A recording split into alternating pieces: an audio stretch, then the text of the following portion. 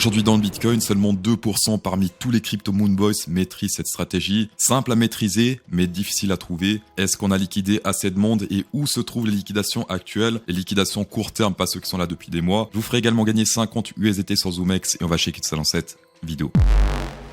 On continue d'évoluer dans ce range depuis maintenant février. Ça fait très longtemps, pas mal de retests sur le bottom, également sur le top. Et actuellement, si on vire tout ça, là, le Léviathan, on peut voir que le prochain support se situe autour des 55 000 $. Si on prend cette zone majeure sur le volume et qu'on prolonge ça, on peut voir que, eh bien, on quitte à la baisse, on réintègre, mais de moins en moins, avant toujours plus quitter à la baisse. Et là, depuis hier, eh bien, on a une fois de plus quitté ce truc à la baisse. Donc là, pour l'instant, cette zone de résistance fait clairement effet de résistance, de sortie un peu pour les market makers et non pas d'entrée. Également sur le momentum, on peut voir une petite divergence ici, là c'est tout droit, alors que là ça descend, ça fait une sorte de double top. Et le prochain support sur le volume, pour l'instant ça se passe ici plus ou moins, dans cette zone bleue autour des 52 000 $, 50 000 $. On n'oublie pas qu'il y a toujours un gap CME qui n'a pas été rempli, celui de ce week-end. Donc en gros les week-ends, les hedge funds ne traitent pas et forcément ça crée des zones où personne n'a pu rentrer ni sortir. Et ils font tout pour retester cette zone afin de prendre les positions qu'ils ont loupées. Actuellement ce gap va jusqu'à plus ou moins ici 62 130 $. On n'y est pas encore, donc là potentiellement on peut encore monter un petit peu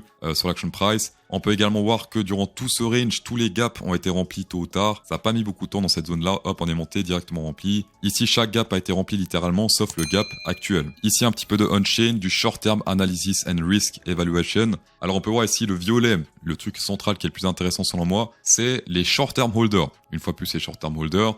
Durant un bull market en général, tout ce qui est short-term holder, ou plutôt tout ce qui est sous les short-term holders, c'est des zones d'achat, des zones intéressantes pour acheter. Pourquoi c'est une zone intéressante pour acheter? Simplement parce que la moyenne des short-term holders sont en perte. Quand on est au-dessus du truc violet, les short-term holders, les holders court terme sont en gain, la moyenne. Et quand on est sous ce niveau violet, les short-term holders sont en perte, ils paniquent. En général, c'est quand ça panique, c'est intéressant d'acheter. Et ici, plus le temps avance, plus ce truc de short-term holder devient une sorte de résistance. Ça signifie qu'ils achètent, hop, légèrement profit, directement en perte. Et là, ils achètent et directement, hop, ils sont en perte. Ce truc de short-term holder fait littéralement office de résistance maintenant. Ici, il y a carrément une petite stratégie qui a été créée, c'est-à-dire sous les 15% du short-term holder, ce truc rouge, et au-dessus 10%, c'est le vert. Et la stratégie, c'est simplement d'acheter quand on est sous le truc violet et de vendre quand on teste le truc vert. Et justement, le truc un petit peu bizarre pour l'instant, c'est que quand on pète le truc violet à la hausse, eh bien, on teste même plus le truc vert avant de totalement se rejeter à la baisse et faire du moins 15% par rapport au short-term holder, ce qui est pas mal.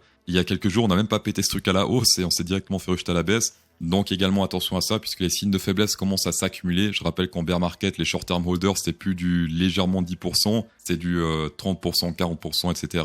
Une petite stratégie pour les Moonboys, c'est le NVT Golden Cross. C'est pas le truc avec les EMA. Ici, on parle de tendance long terme, court terme. Ne faites pas gaffe au Bitcoin price, le truc blond, mais au truc violet. Quand on va au-dessus plus ou moins des 2, c'est compliqué, 2,2, je crois, d'après mes souvenirs, c'était marqué quoi ici? 2,2 et moins 1,6. Donc quand on passe avec le violet au-dessus du rouge, attention. Et quand on va dans le vert, en général, c'est zone d'achat pour du moyen terme, voire du long terme. Si on zoome un petit peu, on peut voir ici le crash FTX, c'est un peu le bug de l'an 2000 de la crypto, puisque ça fait littéralement laguer tous les indicateurs. Ici également, c'était une zone de vente. Zone d'achat, on a fait un plus 40% d'après les souvenirs. Ici, il a annoncé de l'achat après le crash FTX, donc ça c'est très intéressant. De la vente, clairement trop tôt, mais là clairement c'était la panique totale sur le marché. Ensuite, de la vente également après ce gros pump, ça c'est intéressant. De l'achat sur les dips, légèrement plus tard. De l'achat également ici. De l'achat également dans cette zone-là. Donc là également, il faut l'acheter. C'est vraiment du swing trading. On achète ici, on vend dans cette zone-là. On achète ici, on vend dans cette zone-là, etc., etc. Et durant tout ce range, il s'est déclenché seulement 2 fois. Une fois début juillet, donc c'était le 11, et ici c'était le août, donc le 9 août également il s'est déclenché. Et sur ces deux zones, on a fait pas mal de pumps, donc ici c'était très intéressant de longuer, et dans cette zone également c'était plutôt intéressant de longuer. Le problème,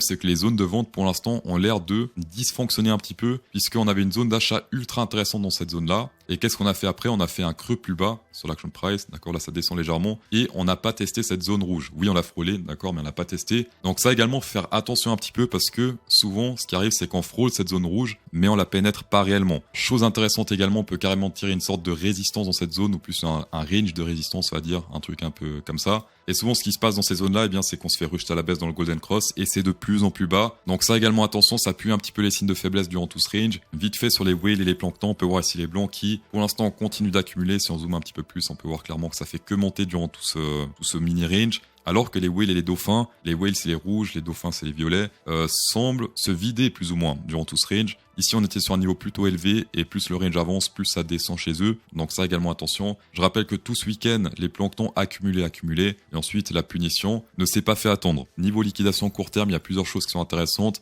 Déjà, on peut voir que c'est la première fois depuis pas mal de temps qu'il y a énormément de boules qui sont fait sélectionner en 4 heures. La dernière fois, c'était plus ou moins dans cette zone-là et ensuite on a pumpé pas mal. Donc là, on parle de court moyen terme. Il y a également le gap qui est légèrement plus haut et on peut voir que durant tout ce dump, il y a énormément de shorters à levier qui sont rentrés dans le game. La plus grosse zone, c'est jusqu'à environ 62 400 $. Et il faut faire gaffe également que si le prix monte dans cette zone, si des liquidations longues s'ajoutent de plus en plus haut. Si ça reste vide niveau liquidation, eh bien ça peut être intéressant de chercher tout ce qui est là au-dessus. Par contre, si ça se remplit et que le prix monte, forcément, attention un petit peu parce que ça peut se retourner à nouveau pour chercher toutes les liquidations qui sont ajoutées. Chose un petit peu positive sur du court terme, c'est que l'order book s'est un petit peu rempli au nord avec ce dump. On a pas mal d'ordres ici et je rappelle que les ordres attirent sur le prix. Oui, c'est rempli également au sud, mais je rappelle qu'au nord, on a le petit gap à prendre potentiellement. Mais c'est vrai que, imaginons qu'on remplit toute cette zone-là, donc tout ça c'est plus là, il n'y a pas photo, selon moi, avis perso. Pour les débutants, je rappelle que ça c'est les ordres d'achat et de vente, c'est pas les liquidations. Et je rappelle que les exchanges aiment bien remplir les ordres, achat ou vente, peu importe, puisque plus il y a d'ordres qui sont remplis, plus ça fait de frais trading pour les exchanges. En description, vous pouvez commencer à trader avec des gros avantages à partir d'aujourd'hui. ZoomX, on présente plus, 10% de rabais sur les frais, 25 à 45 000 $. BitGet, un des plus gros exchanges dérivés, 10% de rabais sur les frais, 4 000 $ jusqu'à 4 000 $, etc., etc.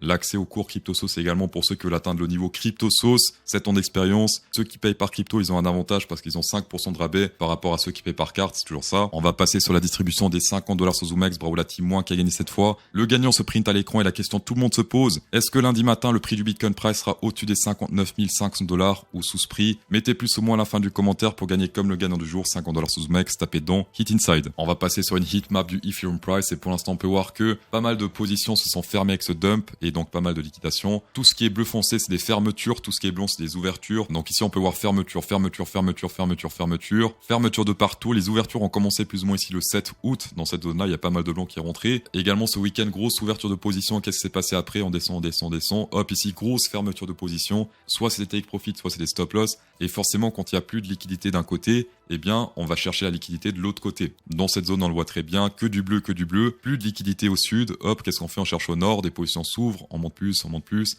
Dans cette zone, on peut voir que ça se ferme, qu'est-ce qui se passe? On va au sud, etc., etc. Pour info, ça c'est un graphique court terme, cherchez pas des nouveaux ATH ou des moins 50% avec des bougies 15 minutes, parce que là, c'est des bougies 15 minutes. Pour les range traders, c'est un peu dommage, on n'a pas pété support à la baisse, parce que ce que j'adore, c'est shorter quand on pète les supports à la baisse jusqu'au support suivant. Ici, on se fait pour l'instant rejeter à la hausse, mais si d'ici quelques jours, on fait un truc un peu comme ça, hop, petite cassure à la baisse. Dans ce cas, moi, je vais shorter parce que pour l'instant, les shorts fonctionnent très très bien sur le Ethereum. Un petit peu moins les longues, c'est pour ça que je préfère shorter. Et en plus, les targets ne font que descendre avec le temps. Autre avantage, petit bonus sur l'or. L'or, la vraie valeur refuge, en tout cas jusqu'à aujourd'hui, puisque ça fait des centaines, voire des milliers d'années que les gens font confiance à l'or. Et souvent, quand les gens virent l'argent du dollar pour le mettre dans l'or, ce qui se passe là, c'est que les gens font de moins en moins confiance à la fiat, ce qui est bon en théorie. Ce qui est un petit peu dommage, c'est que le Bitcoin, qui est l'or numérique, galère depuis le début de l'année, pendant que l'or physique est en train d'exploser totalement. Aujourd'hui, le Bitcoin, en tout cas, n'est pas reconnu comme une valeur refuge, mais plus une valeur un peu spéculative. Oui, beaucoup de gens pensent que c'est une valeur refuge, mais la majorité préfère